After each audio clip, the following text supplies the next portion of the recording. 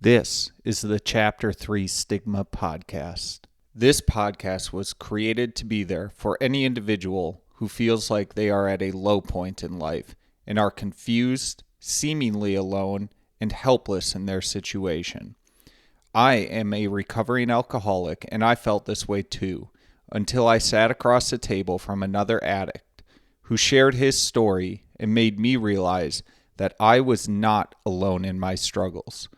My life was saved by this realization, and I hope to help anyone struggling by sharing my story to show you that you are not alone and that life can contain unbelievable riches and meaning.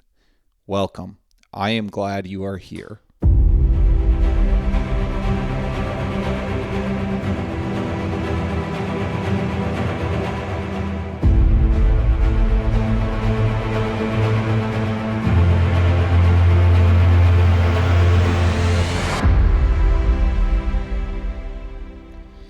Hey folks, welcome to another episode of the Chapter 3 Stigma Podcast.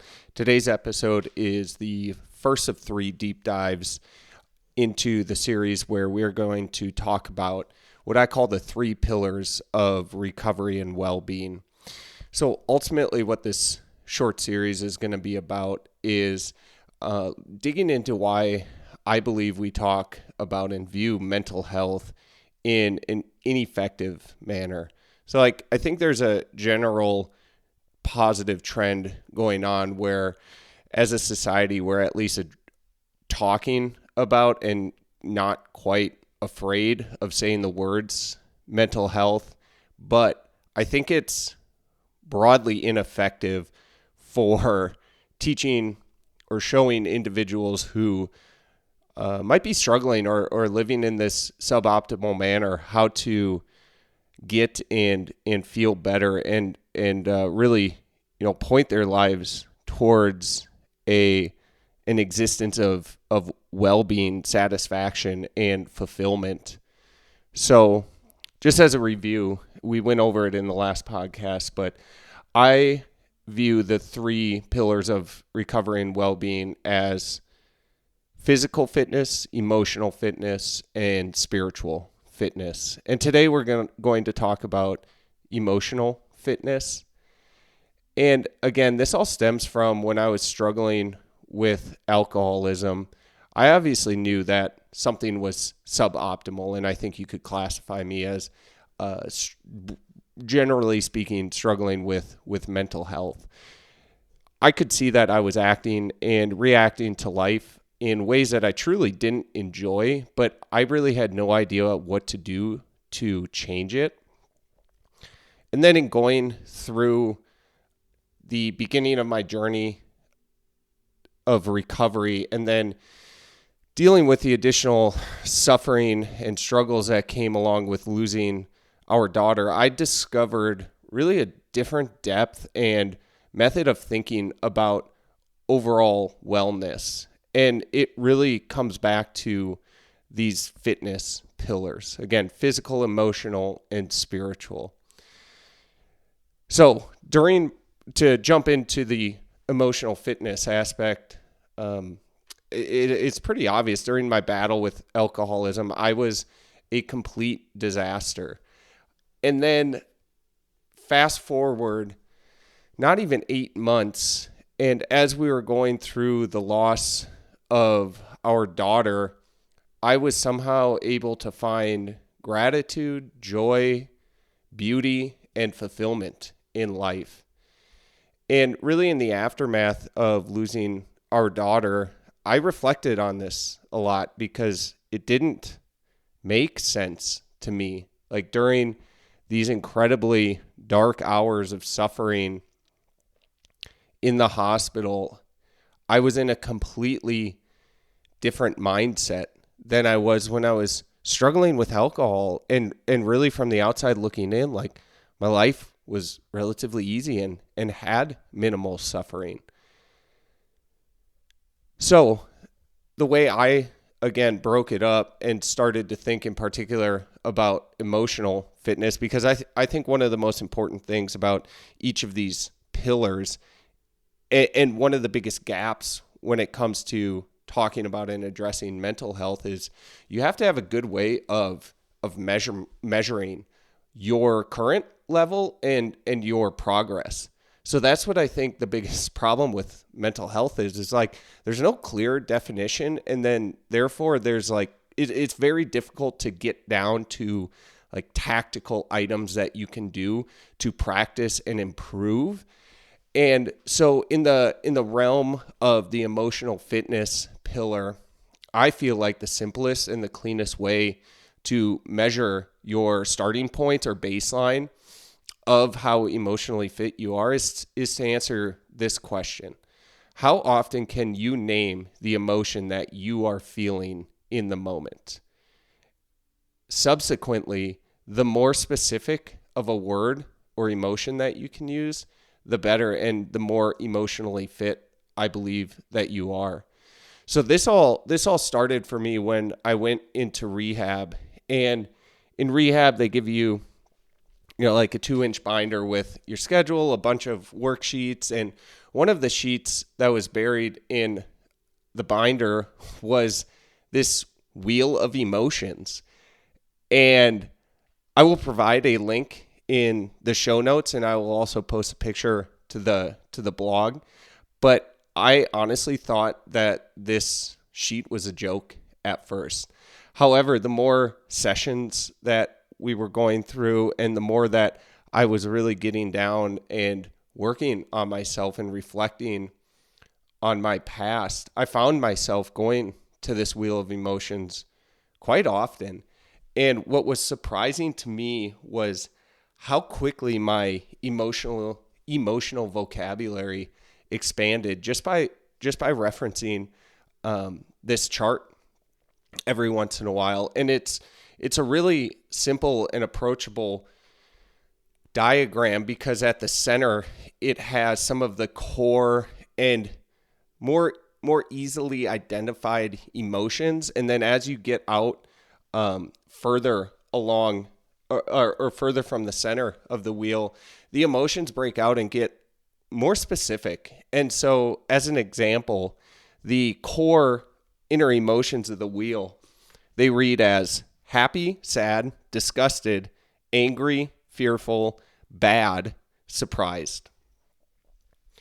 So just to kind of paint a picture of how the wheel progresses. So if you follow a path, if you're sitting there and you're like, oh gosh, I feel happy right now. Well, your next step, you can expand on that. And it's like, well, do I feel playful? Do I feel content? Am I interested in it? Am I proud? There are others. And again, I really encourage people to reference, if not print off this sheet. But then there's even one layer further. And so if we take proud one step further, it's successful or confident. If we take content one step further, it's free or joyful. And so having this cheat sheet in front of me for 28 days, and then quite honestly longer afterwards, like I actually pulled this sheet to the front and I was, again, referencing it quite a bit, and I didn't make myself a stranger to it. I quickly found that I was able to get more specific about the particular emotion that I was feeling in the moment.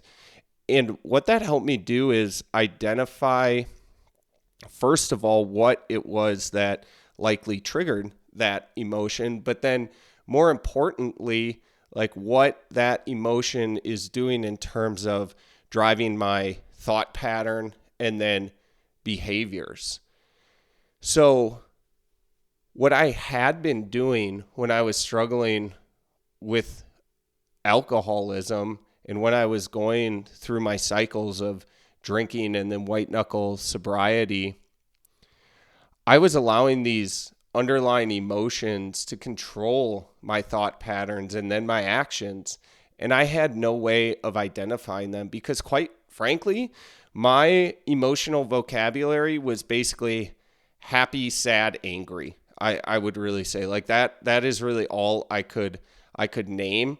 Maybe with angry, I'd say pissed off or something like that. But it was really surface level and not very helpful. And so what was occurring then is I was working on autopilot and really being driven by the emotions that I was feeling in the moment. And prior to entering active recovery, these emotions, they were coupled with drinking as a part of my habit loop. And that's one of the reasons I realized why I would have benders start from what were seemingly like good or positive emotions, like these high highs that I would be on. And I sort of, the thought pattern that would occur is like, I'm in a great place, I deserve to drink. Or which is more easy to connect with drinking, like these low lows that would happen, this despair, this frustration. What I have found is that by giving yourself the ability to pause and then name the emotions, you have the ability to disrupt that autopilot habit loop and at least start understanding how that emotion is leading to your thoughts and then leading to your behavior or your reaction to the emotion. I feel like the ultimate sign of emotional fitness, like the person who's just nailing it in the pillar of emotional fitness, is having the ability to say, I am feeling X because of Y. Because then you can start figuring out what can you control in that situation, and then subsequently deal with or accept the things that you can't control. And ultimately, I believe your ability to ride the waves of changing emotions throughout the day, week, month, without being carried away by those emotional highs and lows, that is your ultimate measure of emotional fitness. So, tactically speaking, what is it that you can do to practice and enhance your emotional fitness? Again, now that we have kind of this way of measuring us both measuring ourselves from a baseline standpoint and then progression, what can you actually do to practice and enhance your emotional fitness? I personally experienced a great start by working on expanding your emotional vocabulary. Again, the wheel of emotions that I will link and that I keep referencing. But I think this is just one of the greatest little tools that I have ever been given. And it's a single 8.5 by 11 inch sheet of paper, and you can bring it with you basically anywhere. I'm actually, as I'm talking through this, I'm not sure if they have like an app or something for this kind of thing that kind of lets you dive down into the emotion that you're feeling. That'd be kind of cool. I might look into that after this recording and see if I can't find something to put in the show notes. But expanding your emotional vocabulary should be tactic number one that you look at working on. Additionally, figuring out a way to give yourself the ability to pause and to recognize the emotion that you're feeling in the moment is key. If you don't have the ability to recognize what you're and then name what you're feeling, you're just going to continue to be carried away. So to help in this manner, I feel that very, very short meditation sessions can help just practice clearing space for you to focus on the thoughts and the emotions that are spinning around, floating around in your head. I think one of the biggest turnoffs with meditation is, one, the amount of time that generally gets recommended or pushed on folks to give meditation a try. In this case, we are not looking for some like egoless, psychedelic experience with your meditation practice. You're literally just looking to allow yourself the time to say, what is going on in my head? Like, don't stop the noise, let the noise continue to go, but just focus on it and see what's rolling through your mind, what sort of emotions you're feeling. So I truly believe that 2 to 5 minutes each day. I tend to do it in the morning, but really any time of day, 2 to 5 minutes. Just sit quietly, set an alarm, put your phone on focus or on silent, and shut your eyes and just let emotions, let thoughts roll through your head. Another tactic that I have found very beneficial is, and I obviously did this after, or will be obvious after I say this, but I did this after my time in rehab because we couldn't use our phone. But there's an app called Randominder, and you can set it and configure it to go off at random times throughout the day. And that reminder for you, when it goes off, your job is to name the emotion that you're feeling right then and there. And it could be something as simple as bored or relatively emotionless, but it's a trigger for you to check in on yourself. And I don't think you have to do it a bunch during the day. Like 2 times is probably fine. You could go all the way up to 10 times or even more if you want. But figure out, again, the app is Randominder, and I will link that in the show notes as well. And then the final exercise, and this one wound up being very powerful for me, was at the end of the day, reflect back on the day and select and name the emotion that felt the strongest to you. It could be what is perceived as a positive emotion. It could be what's perceived as a negative emotion, but which emotion felt the strongest to you? And play back how that strong emotion impacted your thoughts and your behaviors. Did you get carried away by the emotion and either get overly elated or incredibly low in despair? And kind of ask yourself, challenge yourself to improve in this way and really not get carried away by those strong emotions. Again, when I was struggling with alcoholism, I was incredibly short-circuited from feeling an emotion to acting. Like there was little time for thought recognition or interruption in order to even understand which emotion I was feeling.